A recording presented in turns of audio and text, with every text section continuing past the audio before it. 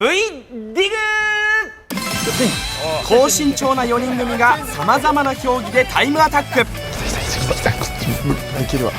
それぞれ巻き方違うんですね。やっぱりサンバーズのブロッカーがあの選手へガチな悩みを告白。最後に熱い罰を受けるのはバレーボールリーグ V リーグ。まずは今週の V リーグダイジェストから。首位ウルフドッグス名古屋との年内最終戦は連日のフルセットの攻防。大竹の気迫あふれるレシーブに応えるように渡辺壮吾も必死につなぎますが、これも拾うか、拾えるか。この長いラリーを制しきれず、最後はガン選手のサーブミスで大接戦をものにすることができませんでした。前日大分三好をストレートで下し波に乗るサンバース。藤中健也の技ありスパイクや大谷の2アタックなどが決まりますが、本日の主役はこの人、ベテラン栗山雅史。チーム最年長の活躍で年内最終戦を勝利で飾りました。今日 VOM すごい狙ってたんでめちゃくちゃ嬉しいです。来年からもチーム一丸となって戦っていきますので、またよろしくお願いします。 V1 男子は一歩抜け出した名古屋を他チームが追う大混戦。サントリーは4位、パナソニックは5位で折り返しました。さあそれでは早速今回私たちがディグる選手をご紹介いたしましょう。高いリーダーシップと安定したレシーブでチームを鼓舞する次世代リベロ伊藤智武。高い打点から打ち下ろす超重力スパイクが武器、秋田出身のミドルブロッカー鈴木勇樹。長身を生かしたクイックとブロックが持ち味、青森のレフティー佐藤健二。最高到達点までのスピードはチームナンバーワン、クールフェイスのオポジット鳥海アトム。こちらのネクストブレイク候補の4選手です。ということで皆さん今回 V リーグ初登場ということでございますけれども、いつにも増してちょっと高身長の選手が集まっているということなんですが、ちょっと立っていただいてもよろしいですか。はい。ありがとうございます。ちっちゃ大きいですね。いやいやそんなことないですよ。伊藤選手身長はちなみに175センチです。こういうとこだと自信をなくすんですけど、ちょっと街中で自信を取り戻すというような感じで。サンバーズのお二人身長ちょうど同じぐらいかなっていうふうに見えるんですが、僕は195センチです。僕が196センチです。そしてお二人とも高いんですけど、さらに鈴木選手がもう一つちょっと高いかなっていうふうに見えるんですが、2メートル2センチです。2メートル2センチ、はい、2メートル超えなんですね。そうですね。そんな高身長な皆さんに集まってもらいましたが、高さだけでは勝てない企画を用意しました。 V リーグ RTA チャレンジ。 RTA とはリアルタイムアタックの略で、元はゲーム用語ですが、いかに短時間でクリアできるかを競う競技。 SNS でもさまざまなチャレンジが急上昇中。今回はバレーボールにちなんだ企画になっています。このスピード勝負だったら絶対に負けないよっていうもの、何かあったりされますか。床についた汗を拭くスピードというのは、チームナンバーワンだと自分で実証しております。ワイピングって言われるものですか。そうワイピング、はい。やっぱりそのスピード速くないと先輩にちょっとこう多いって言われたり、練習がそこで止まってしまうので、少しでも練習できるようにその時間の無駄を省くというか。鈴木選手はいかがですか。アイトレーニングって言って、なんか目の前に8個ぐらい電気が出てきて、なんかその中に必ず1つだけペアがあるんで、それをタッチするんですよ。でそのペアをどれだけ正確に早くできるかっていうのは多分僕が一番早いと思ってます。この目の良さっていうのは結構大事になるんですか。やっぱ視野っていうか広く見れる方がいいと思うんです。サンバーズのお二人は結構汗かきなんですけど、はい、試合中のドリンクを飲むスピードがめっちゃ速いです。自分のその渇きを満たそうと思ったら気づいたら減ってるんで結構汗っかきということですけれども、伊藤さんからするとやっぱりワイピングするのは結構大変だったりするわけですうちのチームでも清水さんとか彦さん、今村選手とかすごい汗かくので、もう滑った瞬間にもう行きますね。怪我しないように少しでもちょっと濡れてたら危ないので。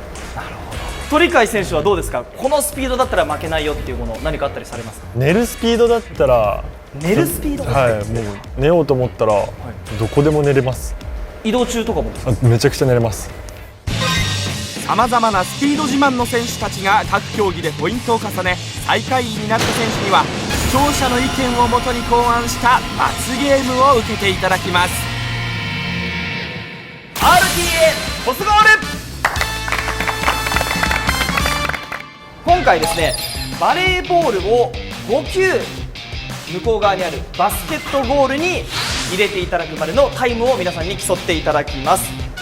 ゴールを狙う選手がまずボールを持ってそれを打つか投げるかしていただきます。で、相方がトスかレシーブかでボールを上げて入れるという競技でございます。どちらのチームからいきますか？僕らからパンサーズさんの方から行く、はいサンバーズさん高校ということになりますけど、全然。先攻はパナソニックパンサーズ。レシーブ力の高い伊藤選手がゴールを狙います。伊藤選手が入れやすいように丁寧なパスを出していきたいと思います。もらったボールをしっかりリングに入れたいと思います。今回は伊藤選手がゴールを狙うということでよろしいですか？いや、多分調子悪いかもしれないので、はいその時は変わります。なるほど、わかりました。交代する可能性もあると、はいいうことですね。さあ、それではチャレンジしていただきましょう。パンサーズの RTA トスゴールです。用意。さあ、まず1球目。惜しい。さあ、どんどんいきましょう。もう数打ちは入る。数打ちは。数打つ作戦ですね。オッケー。おしゃくそ。さあ、4球目どうだ。いや、ダメだ。惜しいですね。近いよ。に当たってやばい。さあ、時間がどんどん過ぎていく。はい、ナイス。入りました。入ってない。いやー、ダメだ。ちょっとラスト。ラスト。あ、ダメだ。入らなかった。交代。1球も入らずに交代。鈴木選手。オッケー。惜しい。なかなか1球目が入らない。頑張れ。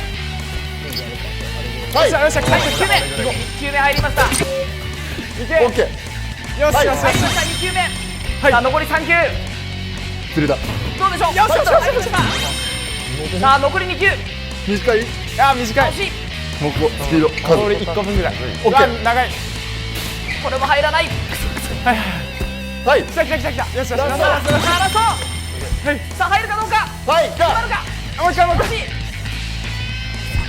作り直して。これも入らない。よ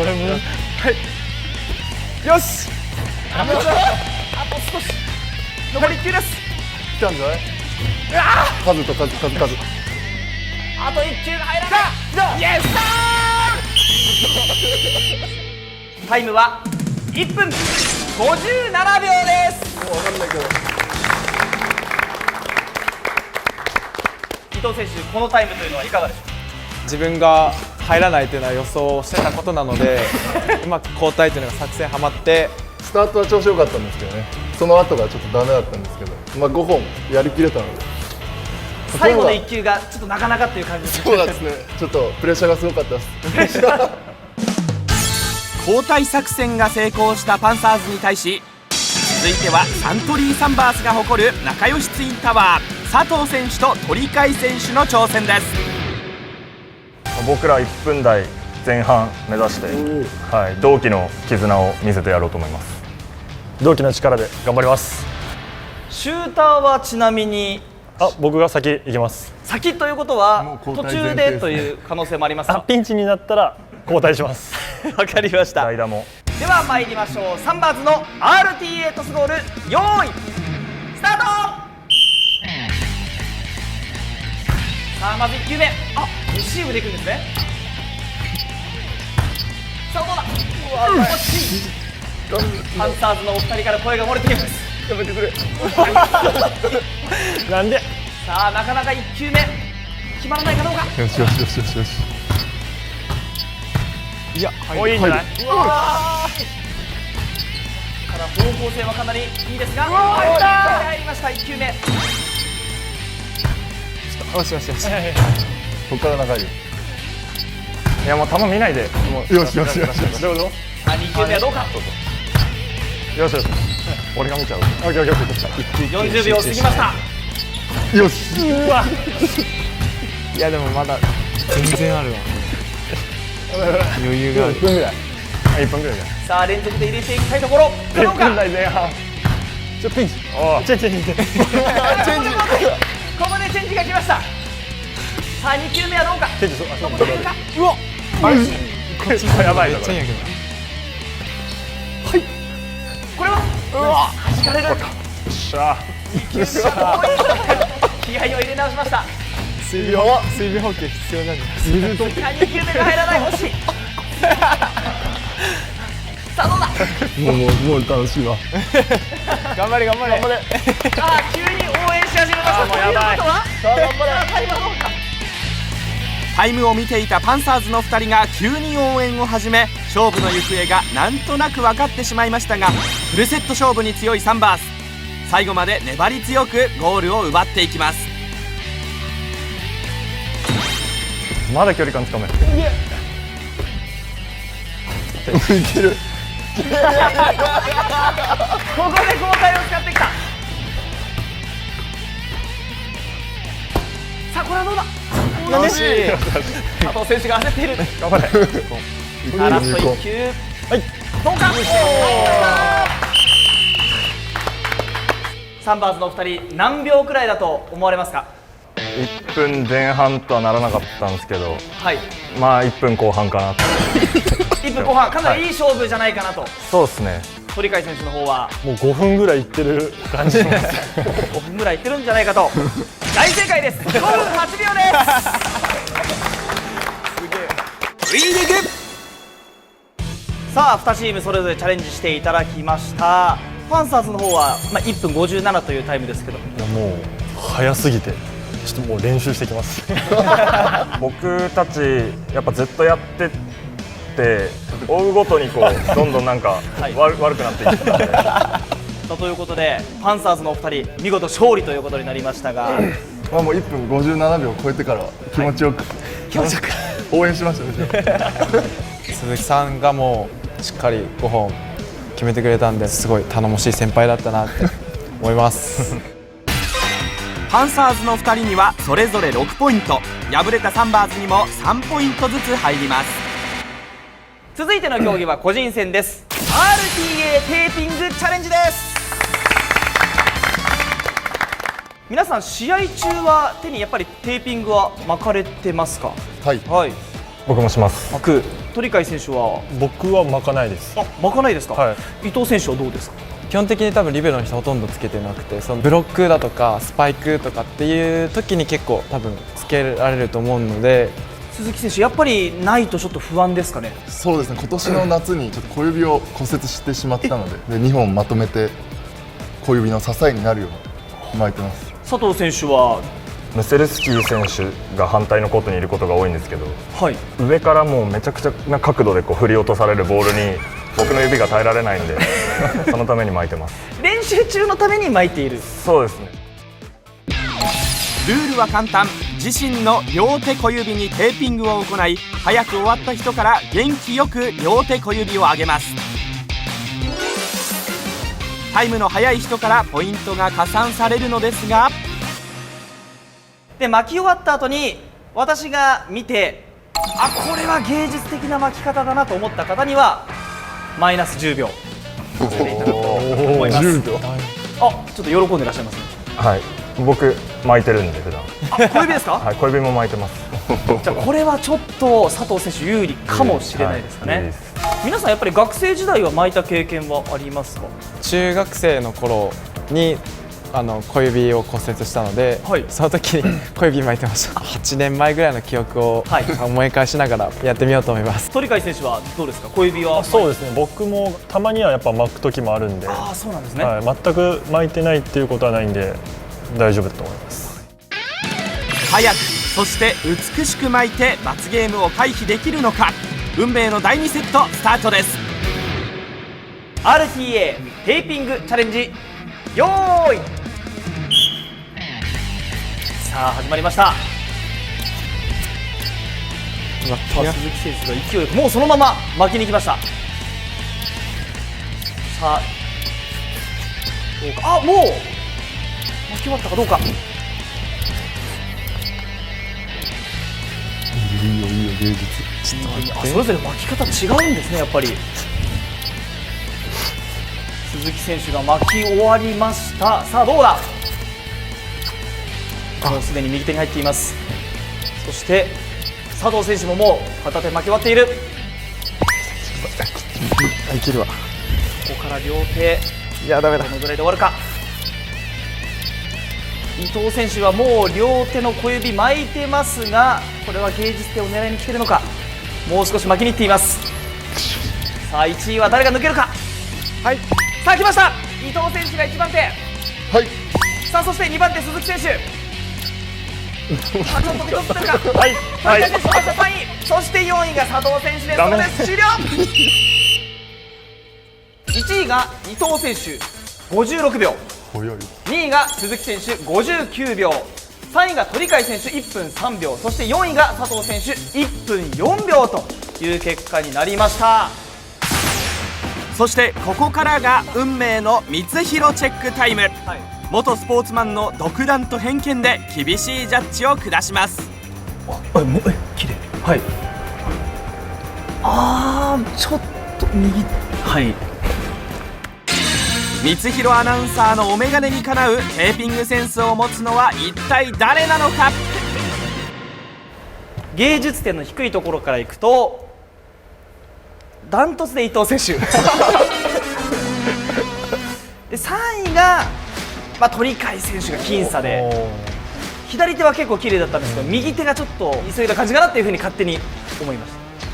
2位が鈴木選手で1位佐藤選手というに見えましたので、1位がまさかのタイ記録ということになりました。鈴木選手と佐藤選手54秒で1位タイです。大逆転。さあそして3位は伊藤選手55秒、そして4位が鳥海選手1分ちょうどです。佐藤選手一気にまくって1位タイですけれども、ちょっと巻いてる途中にこれスピードでは勝てないかなって思ってちょっと芸術点の方にシフトしたっていう作戦がはまったなと思います。そういう作戦だったんですね。はい、いつも巻かない右手がちょっと少し手こずったかな。手こずったんで、まず巻き方からこう、はい、あれ違うやん。ちょっと見てください。はい、ちょっと細いですか伊藤選手。これ選ぶときにそれはもうもうあちらから順番にこう来たのでこれしか余ってなかった。そういうことだったんですね。はい、さあそして鳥海選手。もう悔しいの一言です。なるほど。今これで結果が出揃ったということで、それでは集計をして最終発表に行きたいと思います。第1セット第2セットの総合得点でついに勝者が決まります。結果発表。3位は伊藤選手です。よし。そして2位は佐藤選手です。よしよしよし。4位と1位の発表でございます。1位は鈴木選手です。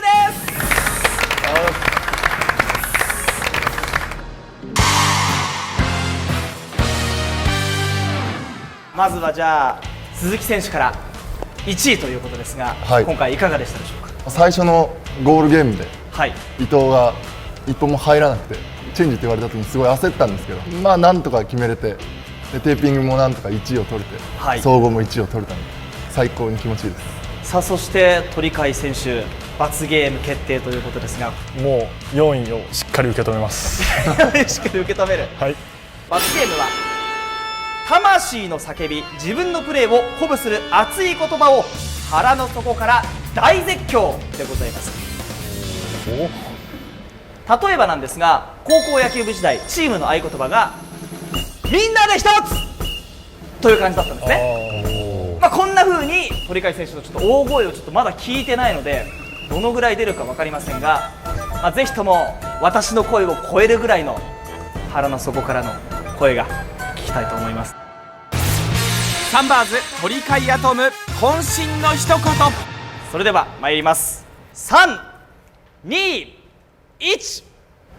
俺が絶対決めるんだありがとうございま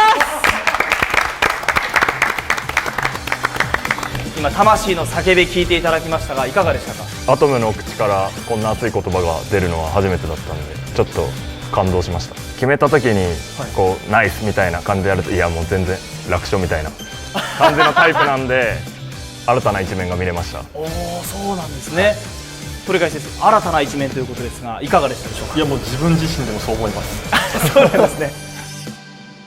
何問答えてもらえるでしょうか？自分自身が問題、ご褒美をかけてクイズ対決。期間終わった瞬間にタメ口になりました。初めてバレーボールに触れた年齢。チャンネル登録と SNS のフォローもよろしく。せーの、Vリーグ